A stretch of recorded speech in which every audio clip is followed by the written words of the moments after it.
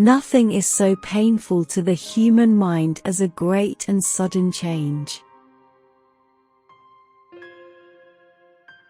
Beware, for I am fearless, and therefore powerful. Life, although it may only be an accumulation of anguish, is dear to me, and I will defend it. I do know that for the sympathy of one living being, I would make peace with all. I have love in me, the likes of which you can scarcely imagine, and rage, the likes of which you would not believe. If I cannot satisfy the one, I will indulge the other. If I cannot inspire love, I will cause fear. No man chooses evil because it is evil. He only mistakes it for happiness, the good he seeks. There is something at work in my soul, which I do not understand. How dangerous is the acquirement of knowledge, and how much happier that man is who believes his native town to be the world, than he who aspires to be greater than his nature will allow. I ought to be thy Adam, but I am rather the fallen angel. The beginning is always today. The companions of our childhood always possess a certain power over our minds, which hardly any later friend can obtain. Solitude was my only consolation. Deep, dark, death-like solitude. The world to me was a secret, which I desired to discover. To her it was a vacancy, which she sought to people with imaginations of her own. Invention, it must be humbly admitted, does not consist in creating out of void but out of chaos. Nothing contributes so much to tranquilize the mind as a steady purpose.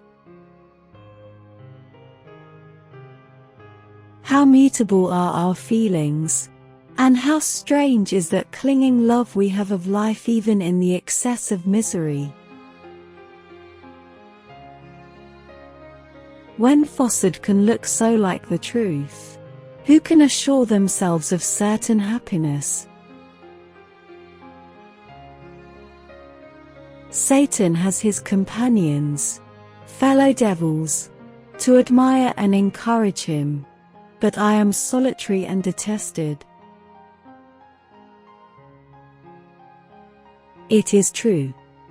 We shall be monsters, cut off from all the world, but on that account we shall be more attached to one another.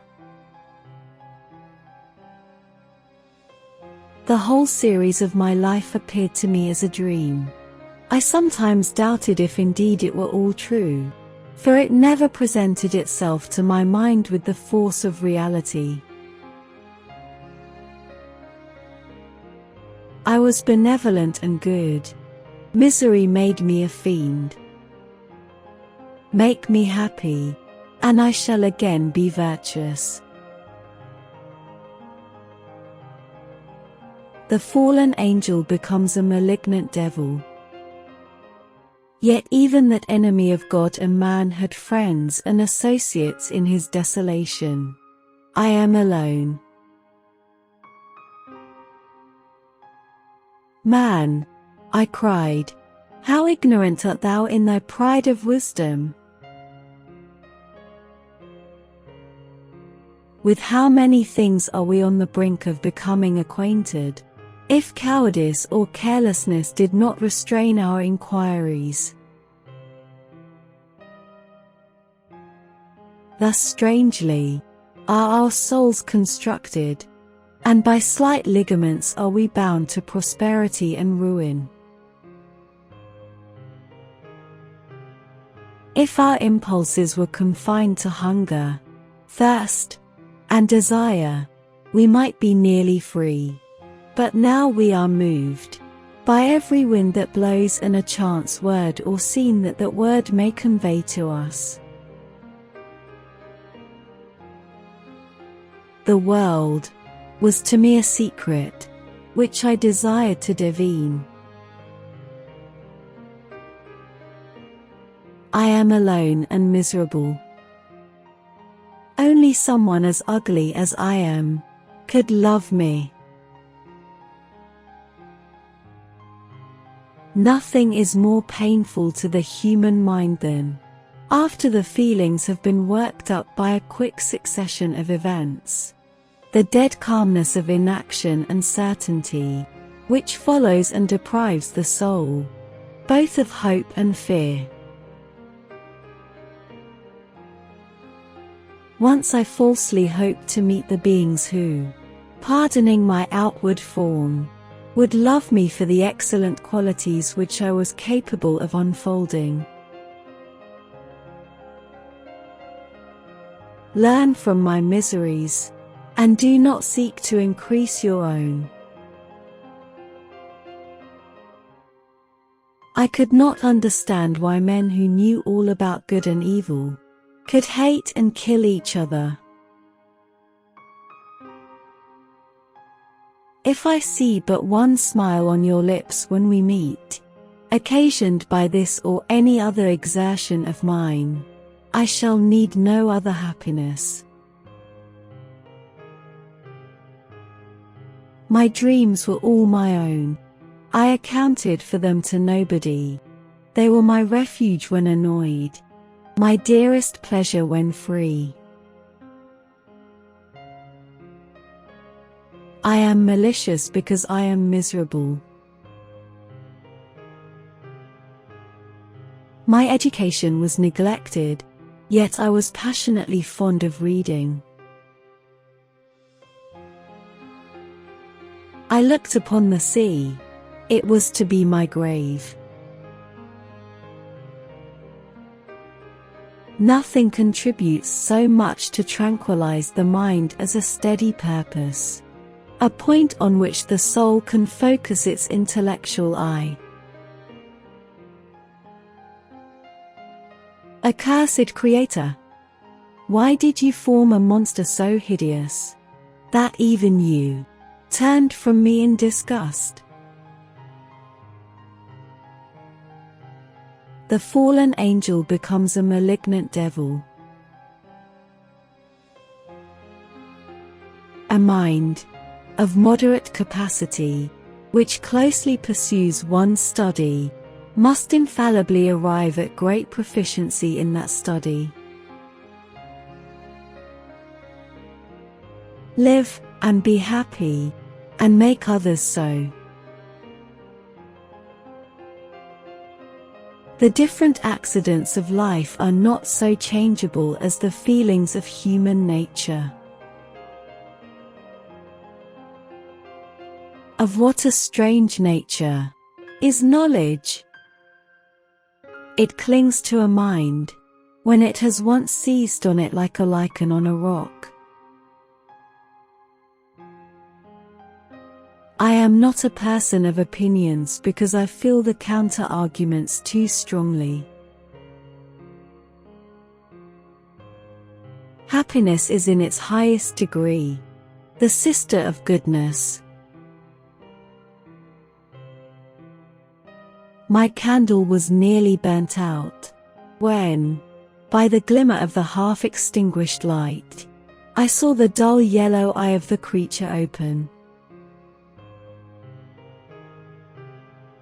He was soon borne away by the waves and lost in darkness and distance. We are fashioned creatures, but half made up. What can stop the determined heart and resolved will of man? A human being in perfection ought always to preserve a calm and peaceful mind, and never to allow passion or a transitory desire to disturb his tranquility. One wandering thought pollutes the day.